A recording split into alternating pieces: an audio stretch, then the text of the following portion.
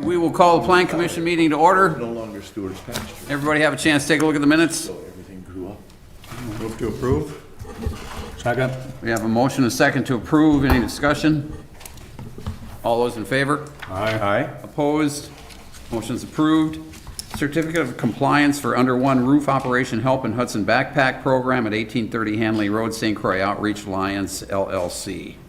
Good evening, Plan Commission. Tonight, the applicant has applied for a certificate of compliance to operate a multi-use nonprofit center at 1830 Hanley Road. Operation Help and Backpack Program each would share the building space with the Hudson Soccer Program, which is currently and will remain an existing use in the building. As operations and parking narrative is included in your staff report, you'll note in summary 79 stalls are required, and they've provided 93, wherein 51 of those spaces are actually located within a shared easement agreement with the adjacent Hockey Association building. As far as the business hours of operation go, staff's under the impression, as this wasn't included in the application this round, but based on the previous application for the downtown location, we are under the assumption that the business hours would still be Monday through Friday, 8 a.m. to 6 p.m. And if that assumption is correct, then staff does not see an issue with this request, as the hours of operation are expected to allow minimal crossover traffic between the two facilities, making this an appropriate location for the activities specified in the application. I see the applicant is here tonight if they would like to clarify on the business hours, just so we can verify and ensure that that's the case.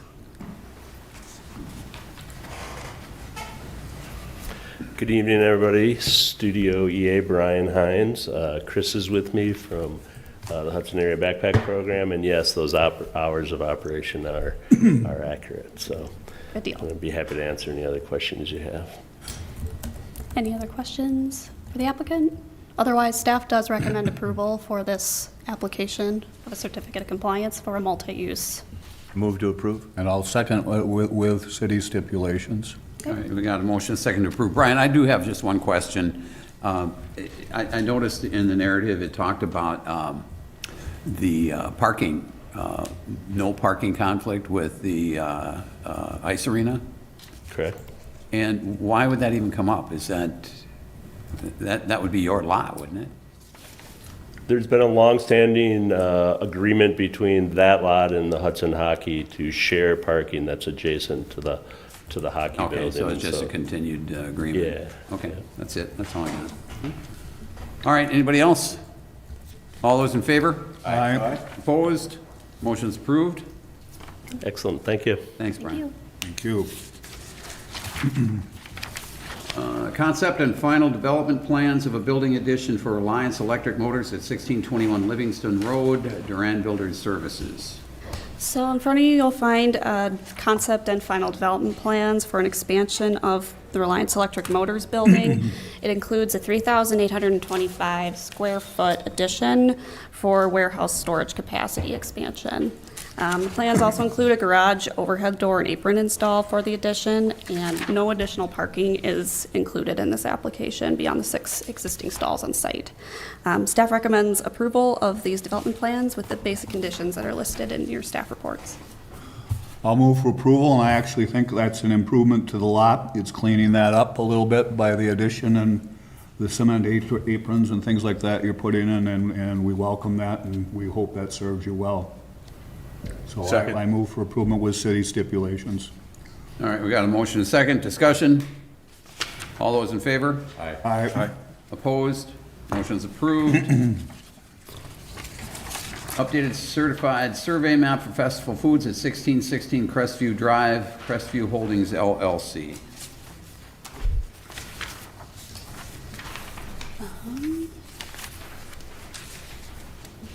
Oh, did I Did you miss I one? skipped one, yeah. Yeah. Skip C, I I think. don't know how I do that all the time. All right, recommendation to the Common Council to set a public hearing for rezoning at St. Croix County Tax Parcel 236-1211-00-000 from L1 Light Industrial to B3 Central Business. So these applicants, Ronald Gagnon and Reuter Walton, are proposing to rezone 100 Commercial Street in downtown from I-1 Light Industrial to B3 Central Business, just so that the singular parcel that is in this block matches the remaining block of B3 central business zoning. Currently, it's a spot zone that city staff's, we're kind of against spot zoning such as this, and with an industrial use in the riverfront area, it kind of limits the potential for the site itself for uses anyway, given proximity to the river itself. So staff would recommend Plan Commission forward a request to council schedule a public hearing, as this is not meant to be an actionable item other than scheduling. May I ask a question? Yes. They're operating businesses out of there now. When, say it gets, and I'm for reapproval, but when it gets reapproved, what does that do to their business? Do they get to still operate there until they Oh, move yeah. out? Or, what, Businesses still- does that by reclassifying that, does that affect the taxation on that property? What does it do, or doesn't it do anything? I can't speak toward the taxation, but as far as the uses go in industrial versus business. I understand that. They can still operate a business retail out of a business zone. I hope so, until it's time. Right. Yeah, they've been there forever. I'll move for approval with, and again, any city stipulations. Okay. I'll second. Got a motion and second. Any further discussion? All those in favor? Aye. Aye. Opposed? Motion's approved. That's for forwarding it on to the city council, correct? Right. Right. Okay. All right. Updated certified survey map for Festival Foods at 1616 Crestview Drive, Crestview Holdings LLC. So the applicant has updated their certified survey map. The update includes the resizing of lots 1 through 3, as well as the addition of lot 4. Lots 1 and 3 have all been downsized, while lot 2, the Festival Foods lot itself, has been upsized. You'll note the details of those alterations in your staff reports. As far as lot dimensions go, city staff finds they comply with subdivision code requirements. Therefore, we would recommend approval of the updated certified survey map with the listed stipulations that are attached. I have a question on parking, if I may ask. Okay. I drive around town, I think, as we all do here, and I'm asking this in as a form of a question. You drive by Target, you drive by Walmart, you drive by Fleet Farm, you drive by any big retailer, and it'll be Festival Foods included, and it appears that only half of their, or to 3/4 of their parking lots ever get used. And there's an awful lot of asphalt there that apparently just doesn't ever get used. And I'm thinking, why are we requiring all those parking places when it is never used? That comes down to a policy update question. If you want zoning code to minimize the impact of parking by requiring less, that would be something to address when we do the zoning code update or while we're doing it now. Well, it'd be better, it could be better used for green space or different things like that. Right, yep. And then, of course, along with that, with the drainage for those areas, has the city ever looked at asking developers to use this blacktop where water can go right through it? And they make it, it's not new. You mean It's permeable pavers? permeable asphalt, yes, for drainage. And, I don't know if that gets rid of holding ponds, I don't know what that does, but it's just an interesting concept that when you see these big parking lots, I would hope we'd be considering that, looking at that, or at least aware of it. So I just wanted to make those two statements on parking and where does the water go? Okay. What about the days, the Black Friday when the lot is full, the 1 or 2 days out of the year? But that's like parking trouble downtown. Yeah, Friday night for 3 hours, there's a problem, or it's over jam, but then the rest of the time, there's no problem. So do we make people build stuff to accommodate the cataclysmic stage of business? That's not astute business or smart. I understand what you're saying, and I don't know the answer to your question, but I don't think that's a valid point either. In my mind. I just brought it up. I don't. No, I don't see, it's a point, no question. That's my answer. Whether it's a good answer or not, I don't know, but yeah, you go to, have you ever been to Fleet Farm or Menards when they have that 6-hour sale or whatever it is? Oh my gosh, you might be walking 6 blocks to get there. Yeah, that's no fun. Or cruising the parking lot for a half hour to find a parking spot, if you're lucky. But again, once a year. Other than that, go up to Fleet Farm tonight and go look at the utilization. Go up to, the only one that is usually pretty full, and I have to say this, is our grocery store. And hopefully these guys will take some of that away from them, so.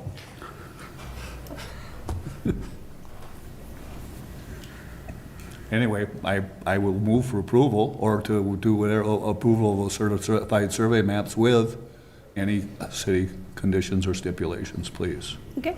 I'll second it. We got a motion second to approve. Further discussion? All those in favor? Aye. Opposed? Motion's approved. Final development plan review of 1616 Crestview Drive Festival Foods. So these final development plans consist of the updated site plan with the new CSM, obviously involved with the 68,000 square foot grocery store proposal, which would also include a wine and spirits department, pickup ordering, loading docks, and 343 total parking stalls, which are required by code, unfortunately for Fred, but